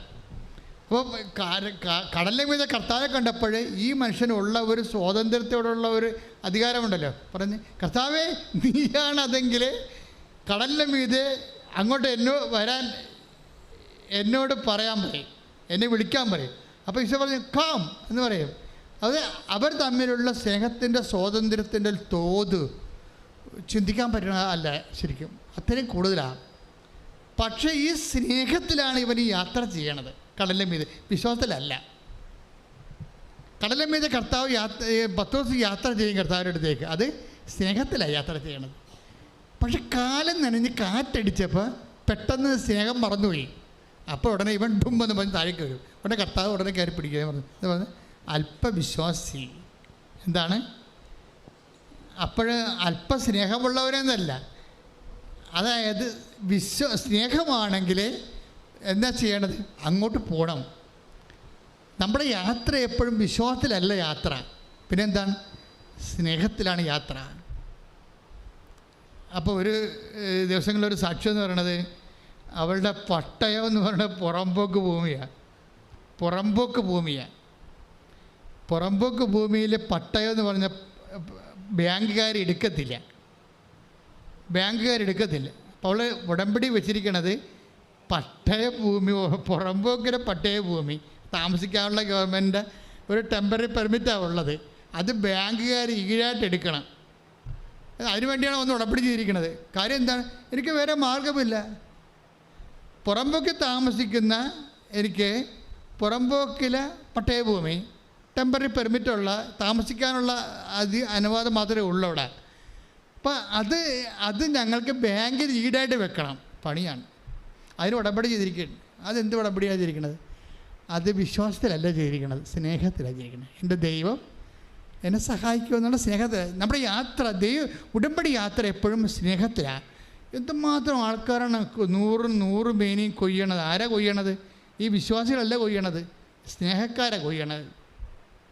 അവരങ്ങനെ കണ്ണുപൊട്ട് ദൈവത്തിലങ്ങനെ സ്നേഹത്തിൽ ഉറപ്പിച്ച് വിശ്വസിച്ച് പോയാൽ അതാണ് കർത്താവ് ചോദിക്കുന്നത്. അതായത് എന്നിട്ട് ഇവിടെ കൊണ്ട് ഉടമ്പടി ചെയ്ത് കഴിയുമ്പോൾ ഇവളോട് കർത്താവ് മാതാവ് സ്വപ്നത്തിൽ പറയും, അല്ല 2 ദിവസം കഴിയുമ്പോൾ ആ സാക്ഷ്യം നമ്മൾ ഈ ആഴ്ചയിലുള്ള സാക്ഷ്യമാണ്. 2 ദിവസം കഴിയുമ്പോൾ ഉടമ്പടി കഴിയുമ്പോൾ 2 ദിവസം കഴിയുമ്പോൾ തന്നെ മനോരമയിൽ ഒരു വാർത്ത വരും. എന്താ വാർത്ത വരുന്നത്? അതായത് പുറമ്പോക്ക് ഭൂമിയാണെങ്കിൽ നിങ്ങൾക്ക് ബാങ്ക് ഈട് വെക്കാമെന്നും പറഞ്ഞ് വാർത്ത വരും. നിങ്ങളൊന്ന് ചിന്തിച്ച് ഇതിൻ്റെയൊക്കെ പോക്ക് കണ്ടില്ലേ? ഈ ആഴ്ചത്തെ സാക്ഷ്യമാണ് എന്ന് വെച്ചാൽ റെക്ടിഫൈ ചെയ്ത് കൊടുക്കും. അപ്പം നിങ്ങളത് ആനുഷംഗികമായിട്ട് സംഭവിച്ചാണെന്ന് പറഞ്ഞ കാര്യമില്ല. നിനക്ക് പകരം ഞാൻ ജനതകളെ കൊടുക്കുമെന്ന സംഭവം. സാക്ഷ്യം എന്താ പറഞ്ഞിരിക്കണത്? വചനത്തിൻ്റെ വാഗ്ദാനം എന്താണ്? നീ ഈ രാജ്യത്തിൻ്റെ നിയമം വേണമെങ്കിലും നിനക്ക് വേണ്ടി ഞാൻ മാറ്റുമെന്നാണ്. ദൈവത്തിൻ്റെ സ്നേഹത്തിൻ്റെ തോതെന്ന് പറയണത് സ്വന്തം പുത്രനെ വരെ നൽകുന്ന തോതാണ്. കൈയടിച്ച് ശ്രുതികട്ടെ. ഹല്ലേലൂയ, ഹല്ലേലൂയ, ഹല്ലേലൂയ, ആരാധന. ഹല്ലേലൂയ, ഹല്ലേലൂയ, ആരാധന. ഹല്ലേലൂയ, ഹല്ലേലൂയ, ഹല്ലേലൂയ, ആരാധന. ആരാധന, ആരാധന, ആരാധന. യേശുവേ ആരാധന.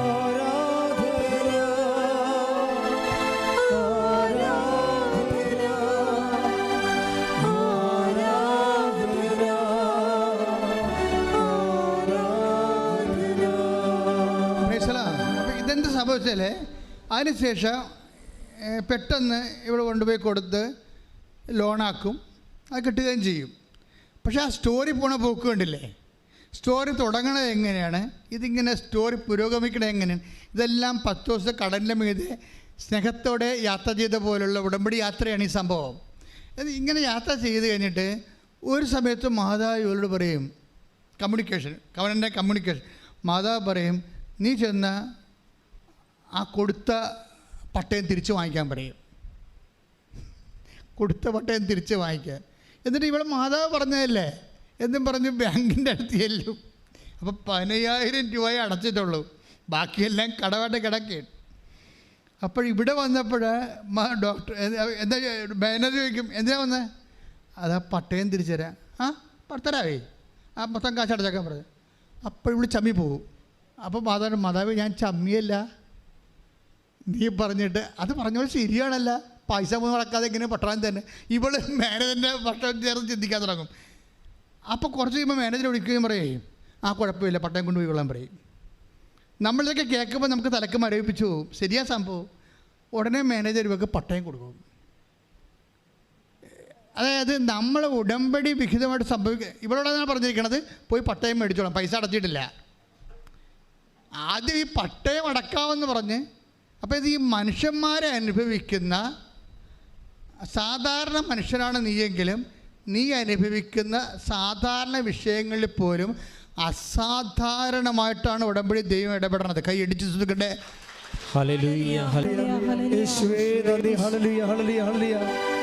മത്തായിയുടെ സുവിശേഷം 14-ാം അധ്യായം 31-ാമത്തെ വാക്യം. മത്തായി 14:31. ഉടനെ യേശു കൈനീട്ടി, ഉടനെ യേശു കൈനീട്ടി അവനെ പിടിച്ചുകൊണ്ട് പറഞ്ഞു, അല്പവിശ്വാസി, നീ സംശയിച്ചതെന്ത്?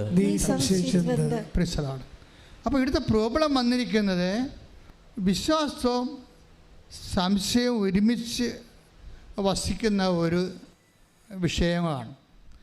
അപ്പോൾ നമ്മളെപ്പോഴും ടാർഗറ്റ് ചെയ്യേണ്ടത് എന്തിനാണ്? വിശ്വാസം കുറഞ്ഞാൽ സംശയം കൂടിക്കൊണ്ടിരിക്കും. അപ്പോൾ ഈ സംശയത്തെ നമ്മൾ ടാർഗറ്റ് ചെയ്യണോ വിശ്വാസത്തെ ടാർഗറ്റ് ചെയ്യണോ എന്ന് ചോദിച്ചു കഴിഞ്ഞാൽ ഞാൻ പറയും സ്നേഹത്തെ ടാർഗറ്റ് ചെയ്യാൻ പറയും. എന്താ കാര്യം? ഈ പത്രോസ് ആദ്യം ഈ ആക്ഷൻ കാണിക്കുന്നത് ഒരു സ്വാതന്ത്ര്യത്തിൻ്റെ ഭാഗമായിട്ടാണ്. ആരിലുള്ള? യേശുവിലുള്ള സ്നേഹത്തിലുള്ള സ്വാതന്ത്ര്യമാണ്. ഇവിടെ എല്ലാം നടക്കണ ഇതാണ്.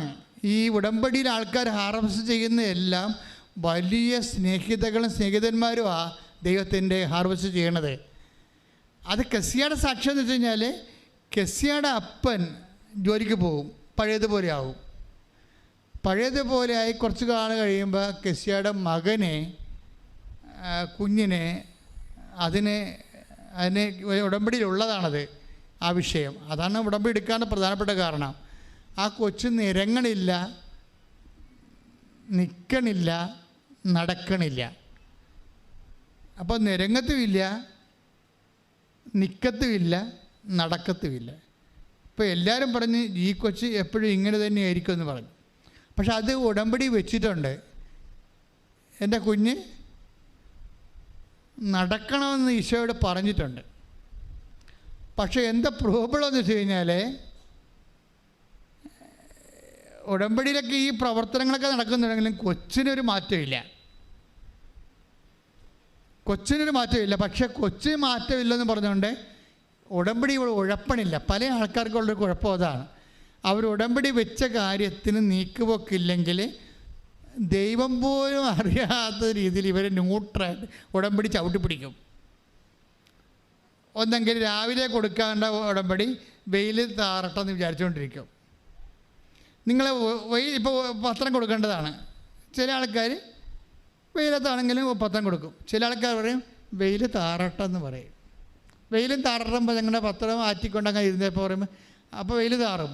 അപ്പോൾ ആരെങ്കിലും കൂടെ കൂട്ട് വരട്ടെന്ന് പറയും. ഇങ്ങനെ വാദപ്പനിക്കാർ ഒത്തിരി പേർ ഉടമ്പടി എടുത്തിട്ടുണ്ട്. അപ്പോൾ ദൈവത്തെ അറിയാമല്ലോ ഇതിൻ്റെ അകത്തെല്ലാം സ്നേഹം അളക്കപ്പെടും. ചില ആൾക്കാർ വെയിലെങ്കിൽ വെയിൽ കർത്താവിൻ്റെ ജോലിയല്ലെന്ന് വിചാരിച്ചുകൊണ്ട് ചാടിക്കയറി കൊടുക്കും. ഇവരാണ് ഹാർവസ്റ്റ് ചെയ്യണത് ഇതിൻ്റെ അകത്ത്. കാര്യം നമ്മളുടെ സൗകര്യവും തഞ്ചവും താളവും ഒക്കെ വെച്ചുകൊണ്ട് ഉടമ്പടി ചെയ്യുമ്പോൾ സ്വാഭാവികമായിട്ട് നമ്മൾ തന്നെ ഉടമ്പടിനെ ചവിട്ടി പിടിക്കും, താത്തി കൊണ്ടുവരും, വർക്കൗട്ട് ചെയ്യത്തില്ല.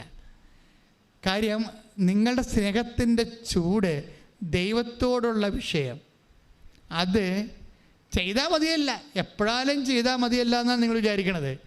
പക്ഷേ അതിൻ്റെ അർത്ഥം ഒക്കുമ്പോൾ ഒക്കട്ടെ എന്നാണ് വിചാരിക്കുന്നത്. അതിൻ്റെ അർത്ഥം നിങ്ങൾക്ക് ദൈവത്തോടുള്ള സ്നേഹം തണുത്തു പോയെന്നാണ് എൻ്റെ അർത്ഥം.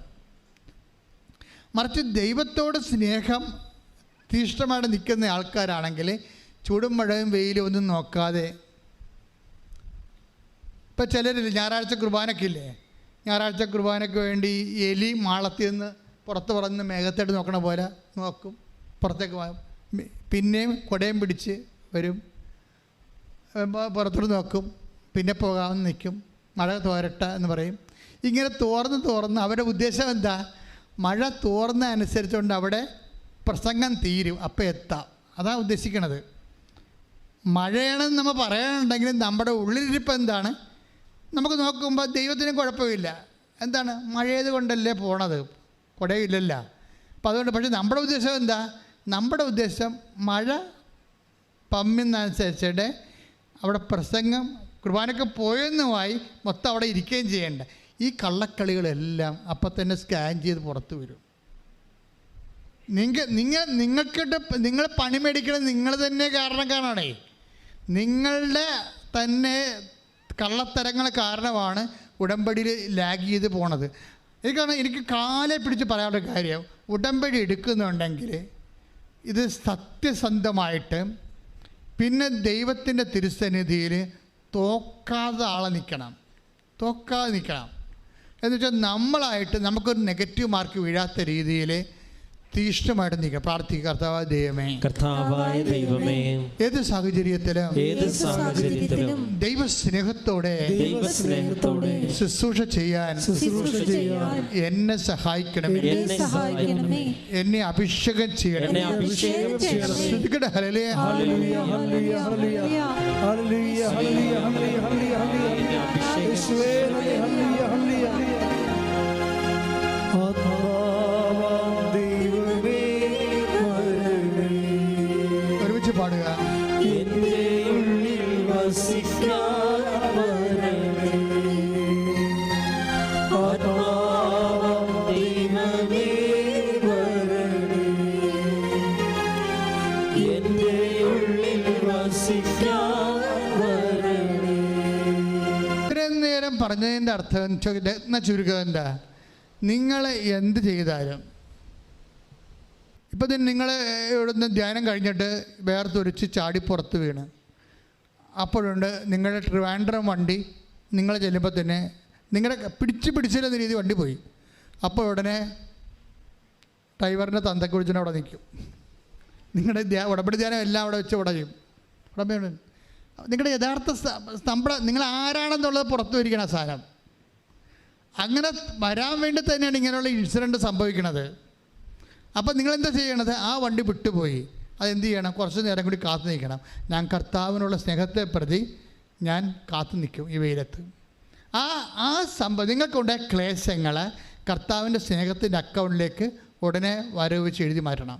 ഇങ്ങനെയാണ് സ്നേഹത്തെ വളരണത്. പീഡിയ അല്ല, ദൈവൻ്റെ തന്തക്ക് വിളിച്ചിട്ട് കാര്യമില്ല. മറിച്ച് എനിക്കുണ്ടായിരുന്ന ക്ലേശത്തെ, അത് ആരിൽ നിന്നുണ്ടായാലും, വീട്ടിലുണ്ടായാലും വഴിയിലുണ്ടായാലും ഇവിടെ നിന്നുണ്ടായാലും, ക്ലേശമെന്ന് വെച്ചാൽ ബേസിക്കായിട്ട് നോക്കുമ്പോൾ എന്താണത്? കുരിശാണ്. ക്രിസ്തു കുരിശിനെ എന്ത് ചെയ്തു? അത് മതി.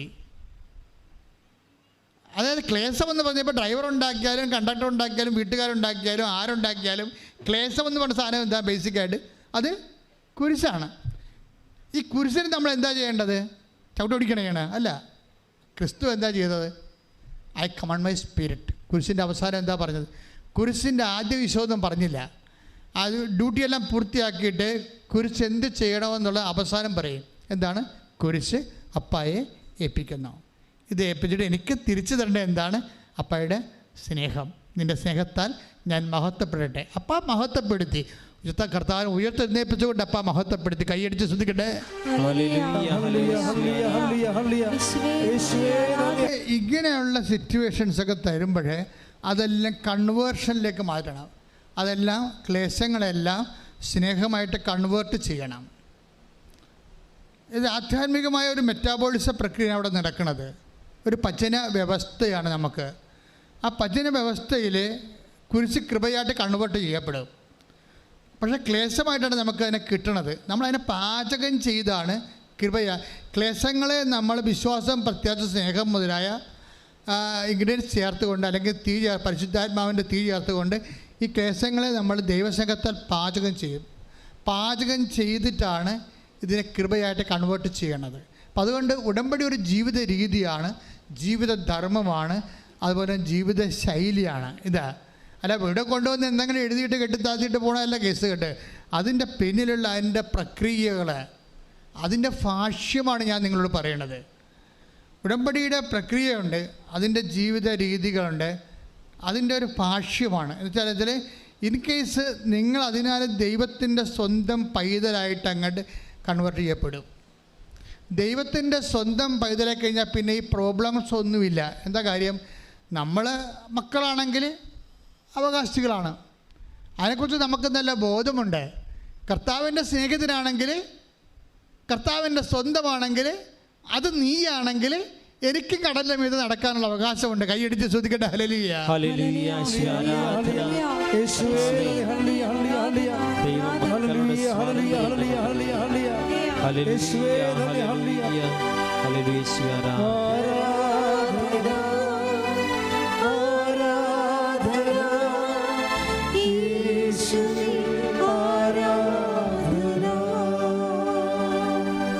പരിശുദ്ധ പരമ ദിവ്യകാരുണ്യത്തിന്.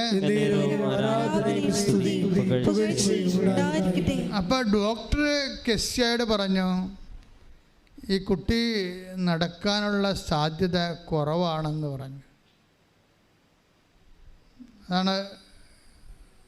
പക്ഷേ പിറ്റേ ദിവസം ദിവ്യകാരുണ്യനാഥനെ നിത്യാരാധനയിൽ കെസ്യ കാണുന്നൊരു കാഴ്ചയുണ്ട്. അപ്പോൾ ഡോക്ടർ ഇങ്ങനെ പറഞ്ഞതിൻ്റെ സങ്കടം അവളുടെ മനസ്സിലുണ്ട് ഭയങ്കരമായിട്ട്. അപ്പോൾ ദിവ്യകാരുണ്യനാഥനെ കാണുമ്പോൾ കെസ്യ പറയും, ഞാൻ ഉടമ്പടിയുടെ കാര്യം അമ്മ നിന്നോട് പറഞ്ഞിട്ടില്ല എന്ന് ചോദിക്കും.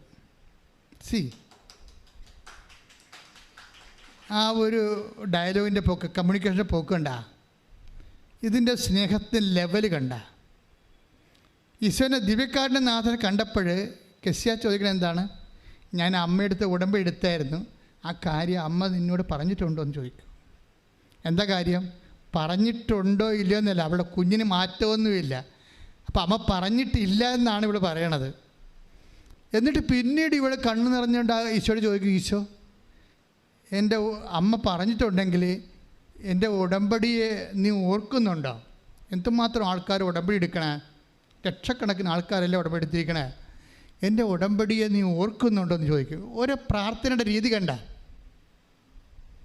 പുറത്തിറങ്ങുമ്പോഴേ ഒരു മഴവില്ലിങ്ങനെ ഇവിടെ മുമ്പിൽ നിന്ന് വീശിയിട്ടിങ്ങനെ ആകാശം മുഴുവൻ നിറഞ്ഞ് കിടക്കും. മഴവില്ലെന്താണ്? ഉടമ്പടി ഉറപ്പിക്കുന്നതിൻ്റെ ബൈബിൾ സൂചനയാണ് മഴവില്ല്. എന്താണ്? ഞാനത് ഓർക്കുന്നുണ്ടെന്ന്. അപ്പോൾ കൊച്ചു എഴുന്നേറ്റ് നടക്കാൻ തുടങ്ങും.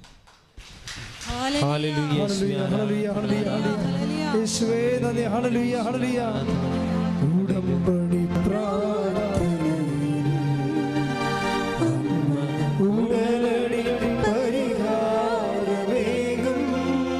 മഴവില്ലേ? മഴവില്ല.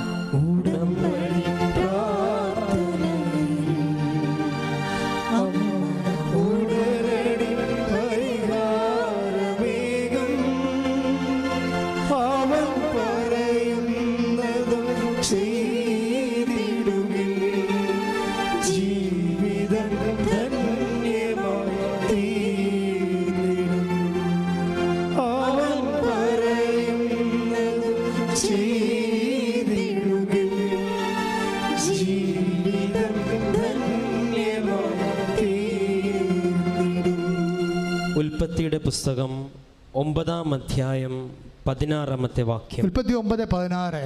മേഘങ്ങളിൽ മഴവില്ല് തെളിയുമ്പോൾ ഭൂമുഖത്തുള്ള എല്ലാ ജീവജാലങ്ങളുമായി ചെയ്ത എന്നേക്കുമുള്ള ഉടമ്പടി ഞാൻ ഓർക്കും.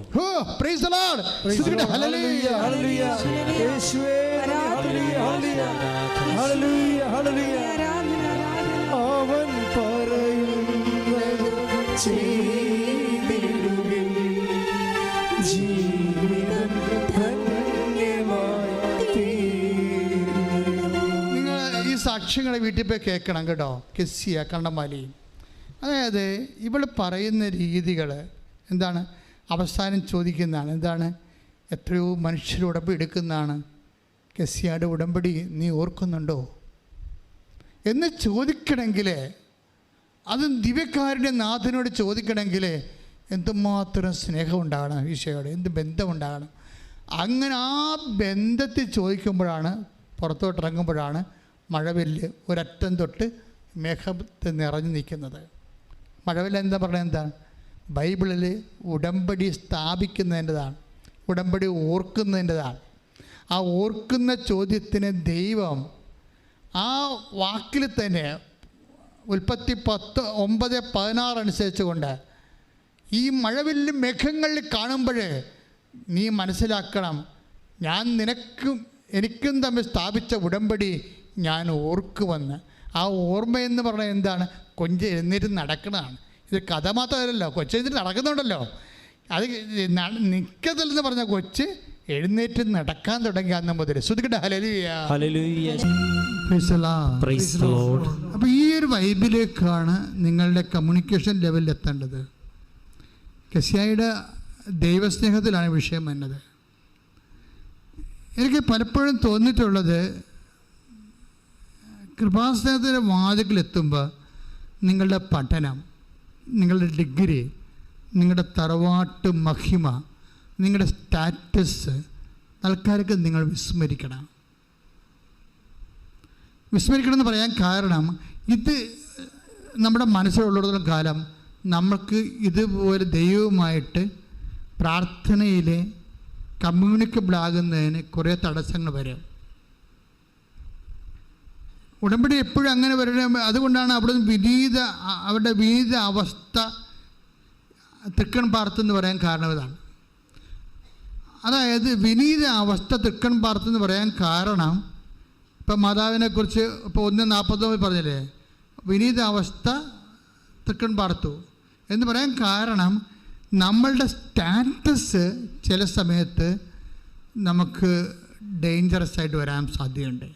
കാരണം നമ്മൾ ഒരു പരിധി കഴിഞ്ഞാൽ പിന്നെ റിലേഷൻസ്, ഇപ്പോൾ ദൈവത്തെക്കുറിച്ച് പഠിച്ചിട്ടുള്ള ആൾക്കാരില്ലേ, അവർക്ക് ക്രിസ്ത്യയെ പോലെ പ്രാർത്ഥിക്കാൻ പറ്റത്തില്ല. കാരണം അവർ ബുദ്ധി കൊണ്ട് പ്രാർത്ഥിക്കുന്ന ആൾക്കാരാണ്. ബുദ്ധി കൊണ്ട് പ്രാർത്ഥിച്ചാൽ ഉണ്ടാകുന്ന പ്രോബ്ലം വെച്ച് കഴിഞ്ഞാൽ പ്രാർത്ഥന വിശ്വാസത്തെക്കാൾ ഉപരി പ്രാർത്ഥനയുടെ ഇന്ധനം ദൈവസ്നേഹമാണ്. ദൈവസ്നേഹമെന്ന് പറയുമ്പോൾ അതിൽ എന്തും പറയാനും എന്തും ചോദിക്കാനും എന്തും ചെയ്യാനുമുള്ള സ്വാതന്ത്ര്യം അതിൻ്റെ ചേരുവകയുടെ ഭാഗമാണ്. അതുകൊണ്ടാണ് പത്രോസ് എന്തും ചെയ്ത് കളയണത്. അങ്ങാണെങ്കിൽ പിന്നെ എന്താ, ഞാനും അങ്ങോട്ട് വരട്ടെ എന്ന് പറയും. അത്രയും സ്വാതന്ത്ര്യം യോഹന്നാനും ഇല്ല. അത്രയും സ്വാതന്ത്ര്യം ആ വള്ളത്തിലുള്ള ആർക്കും ഇല്ല. ദൈവത്തിൻ്റെ അടുത്ത് ഇത്രയും വലിയ സ്വാതന്ത്ര്യം കാണിക്കേണ്ടത് അത്രയും വലിയ സ്നേഹത്തിൻ്റെ തോതിലാണ്. പ്രാർത്ഥിക്കുക, കർത്താവായ ദൈവമേ, സെന്റ് പീറ്ററിനെ പോലെ വിശുദ്ധ പത്രോസിനെ പോലെ ദൈവസ്നേഹത്തിന്റെ തോത് വർദ്ധിപ്പിച്ചുകൊണ്ട് സ്വർഗീയ സ്വാതന്ത്ര്യത്തിന്റെ സുവിശേഷ രൂപമായി എന്നെ അഭിഷേകം ചെയ്യണം. അതായത് എപ്പോഴും ഈ കമ്മ്യൂണിക്കേഷൻ ലെവലിലേക്ക് നമ്മൾ കീപ്പ് ചെയ്യാൻ വേണ്ടി പ്രത്യേകം ശ്രദ്ധിക്കണം. ദൈവമായിട്ടുള്ള സ്നേഹത്തിൻ്റെ ലെവല് കീപ്പ് ചെയ്യാൻ വേണ്ടി അതിപ്പോൾ അതിനുള്ള ഏറ്റവും വലിയ മാർഗം എന്ന് പറയുന്നത് സാക്ഷ്യം കേൾക്കുന്നത് തന്നെയാണ്. ഇപ്പോൾ ഒരു ദിവസം നമ്മൾ 25 സാക്ഷ്യം അപ്പ് ചെയ്യുന്നുണ്ട്. ഇൻഡിവിജ്വലായിട്ട് 10 സാക്ഷ്യം, കളക്റ്റീവായിട്ട് 15 സാക്ഷ്യം, അങ്ങനെയാണ് 25 സാക്ഷ്യം ഒരു ദിവസം അപ്പ് ചെയ്യാണ്. ഓരോ സാക്ഷ്യവും ഓരോ ബൈബിളാണ്. ബൈബിൾ എന്ന് വെച്ച് കഴിഞ്ഞാൽ വെന്ത ബൈബിൾ എന്ന് പറയുന്നത്. ബൈബിള് ബൈബിൾ അരിയാണെങ്കിൽ ബൈബിൾ ജീവിച്ച് അനുഭവത്തിലേക്ക് സാക്ഷ്യം മാറുമ്പോൾ ചോറായിട്ട് മാറും. എന്നുവെച്ചാൽ മറ്റുള്ളവർക്കും കൂടി അത് ആഹാരം കഴിക്കാൻ പറ്റുന്നില്ല. സാക്ഷ്യത്തിൻ്റെ ഗുണവതാണ്. സാക്ഷ്യം ചോറാണ്. ബൈബിൾ അരിയാണ്, സാക്ഷ്യം ചോറാണ്. എന്ന് വെച്ച് കഴിഞ്ഞാൽ എന്താ കാര്യം, ബൈബിൾ ആട്രിബ്യൂട്ട് ചെയ്തിരിക്കുന്നതാണ്, അപ്ലൈഡ് ചെയ്തിരിക്കുന്നതാണ്. ആ ബൈബിൾ അപ്ലൈ ചെയ്ത് കഴിയുമ്പോൾ ആ വ്യക്തി അപ്ലൈ ചെയ്യുന്ന വ്യക്തിയുടെ വിശ്വാസം, ആ അപ്ലൈ ചെയ്യുന്ന വ്യക്തിയുടെ സ്നേഹം, അപ്ലൈ ചെയ്യുന്ന വ്യക്തി പ്രത്യാശ, അതിനകത്ത് അവരുടെ ലെവലിലെ പ്രത്യാശ അതിനകത്ത് ഇൻവെസ്റ്റ് ചെയ്യും. ഇതിലാണ് പാചകം ചെയ്ത് കഴിയുമ്പോഴാണ് അവർക്കൊരു സാക്ഷ്യാനുഭവം, ദൈവത്തെ അവർക്ക് അനുഭവിക്കാൻ പറ്റുന്നത്. ദൈവത്തെ അനുഭവിക്കാനെങ്കിൽ എപ്പോഴും നമുക്ക് ഒരു ഇഷ്യൂ ബേസ്ഡ് ആയിട്ടുള്ള ഉടമ്പടി അഡ്രസ്സ് ചെയ്യണത് ഇഷ്യൂ ബേസ്ഡ് ആയിട്ടുള്ള ഒരു ജീവിതത്തിൽ ദൈവത്തെ അനുഭവിക്കുന്ന രീതികളാണ്.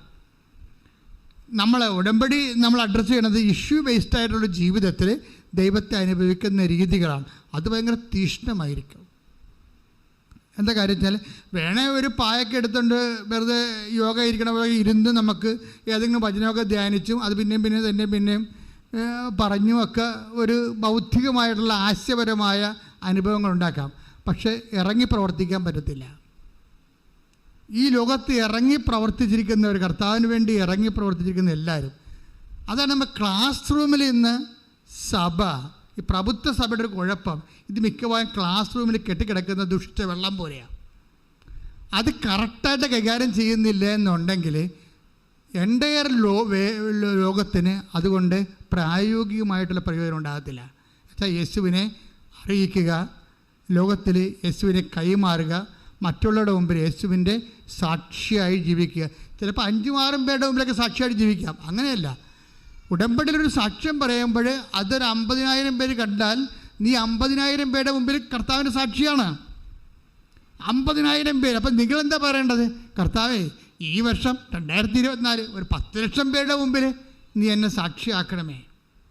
നീ ഉടമ്പടി എടുക്കുമ്പോൾ പ്രാർത്ഥിക്കേണ്ടതെന്ന് വെച്ച് കഴിഞ്ഞാൽ 10 ലക്ഷം പേരുടെ മുമ്പിൽ 2024 എന്നെ സാക്ഷിയാക്കണമേ. ഒന്ന് പ്രാർത്ഥിച്ച്, കർത്താവേ 10 ലക്ഷം ഈ വർഷം 10 ലക്ഷം പേരുടെ മുമ്പിൽ നിന്റെ പീഡാനുഭവത്തിന്റെ കുരിശുമരണത്തിന്റെ പുനരുത്ഥാനത്തിന്റെ സാക്ഷിയാകാനുള്ള അനുഭവങ്ങളിലൂടെ എന്നെ നടത്തണമേ.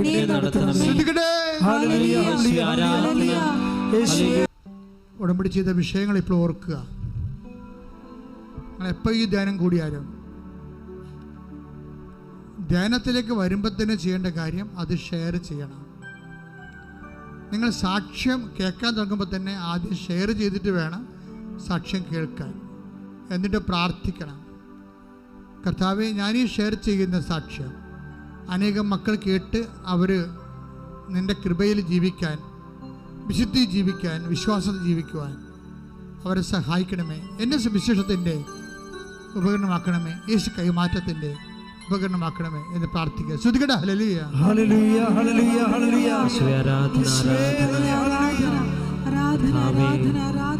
അങ്ങേറ്റു പറയുവാനുള്ള അഭിഷേകം ഞങ്ങൾക്ക് നൽകണമേ. ഞങ്ങളെ സാക്ഷികളാക്കി മാറ്റണമേ എന്ന് ഞങ്ങൾ പ്രാർത്ഥിക്കുന്നു.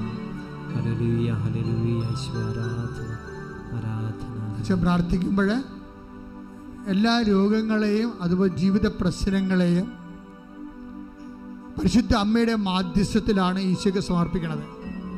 കൃപാസ്ഥാനത്താറെ ജീവനോടെ പ്രത്യക്ഷപ്പെട്ട പരിശുദ്ധ അമ്മയുടെ മാധ്യസ്ഥത്തിലാണ് ഈശോയ്ക്ക് സമർപ്പിക്കുന്നത്. അതുകൊണ്ട് തന്നെ ഈ വിഷയത്തിന് ദൈവിക തീരുമാനം ഉണ്ടാകേണ്ടത് ദൈവത്തിൻ്റെ കൂടി ഒരു ആവശ്യമാണ്.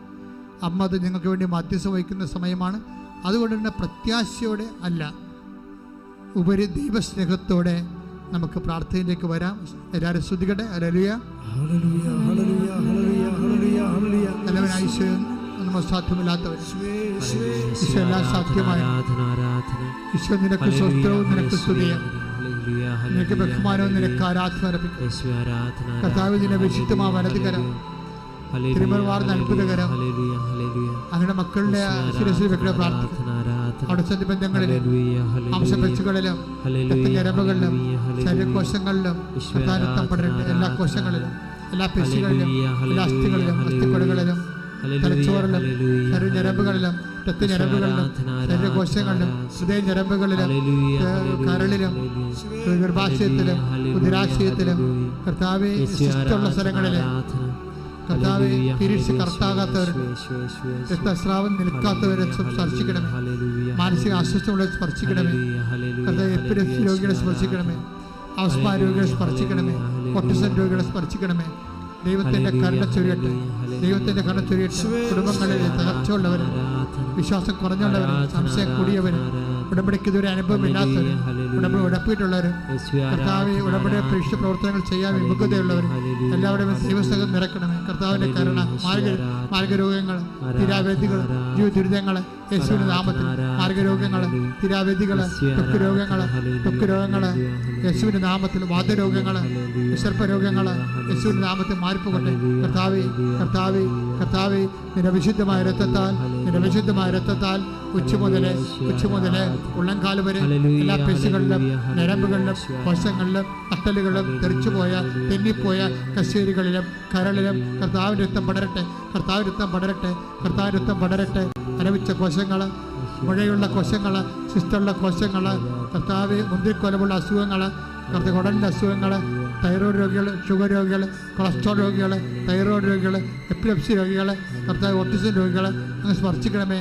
ദൈവത്തിൻ്റെ കരുണ, ദൈവത്തിൻ്റെ ശക്തി, കൈവെക്കാൻ പറ്റാത്തവർ, അത് നടക്കാൻ പറ്റാത്ത കുഞ്ഞുങ്ങൾ, ഗർഭത്തിൽ കുഴപ്പമുള്ള കുഞ്ഞുങ്ങൾ, പ്രസവത്തിന് ശേഷം കുഴപ്പമുള്ള കുഞ്ഞുങ്ങൾ, നടക്കാത്ത കുഞ്ഞുങ്ങൾ, സംസാരിക്കാത്ത കുഞ്ഞുങ്ങൾ, കേൾക്കാത്ത കുഞ്ഞുങ്ങൾ, കാണാത്ത കുഞ്ഞുങ്ങൾ, ചെവി കേൾക്കാൻ പറ്റാത്തവർ യേശുവിനെ സ്പർശിക്കട്ടെ. അവിടെ ചെവികളിൽ കർത്താവ് സ്പർശിക്കട്ടെ. അവിടെ തൊണ്ടയിൽ കർത്താവ് സ്പർശിക്കട്ടെ. അടിപ്പിണർ പോലെ വൈദ്യുത ആഘാതം പോലെ യേശു ക്രിസ്തുവിൻ്റെ നാമത്തിൽ സൗഖ്യങ്ങൾ നമ്മൾ സംഭവിക്കട്ടെ. അടിപ്പിണർ പോലെ വൈദ്യാഘാതം പോലെ പിതാവിൻ്റെ മധ്യസ്ഥതയിൽ, പിതാവിൻ്റെ നാമത്തിൽ, യേശു ക്രിസ്തുവിൻ്റെ മധ്യസ്ഥതയിൽ, യേശുവിൻ്റെ നാമത്തിൽ അടയാളങ്ങൾ സംഭവിക്കട്ടെ, അത്ഭുതങ്ങൾ സംഭവിക്കട്ടെ, അത്ഭുതങ്ങൾ സംഭവിക്കട്ടെ. മാർഗ രോഗങ്ങൾ, തീരാവേദികൾ, ഈ ദുരിതങ്ങൾ മാറിപ്പോകട്ടെ. പല്ലിലെ വേദന, തൊണ്ടയിലെ അസുഖങ്ങൾ, ശ്വാസകോശ രോഗങ്ങൾ, ഗർഭാശയ രോഗങ്ങൾ, മക്കളില്ലാത്തവർ കർത്താവ് സ്പർശിക്കട്ടെ, ഉരതരത്തെ സ്പർശിക്കട്ടെ.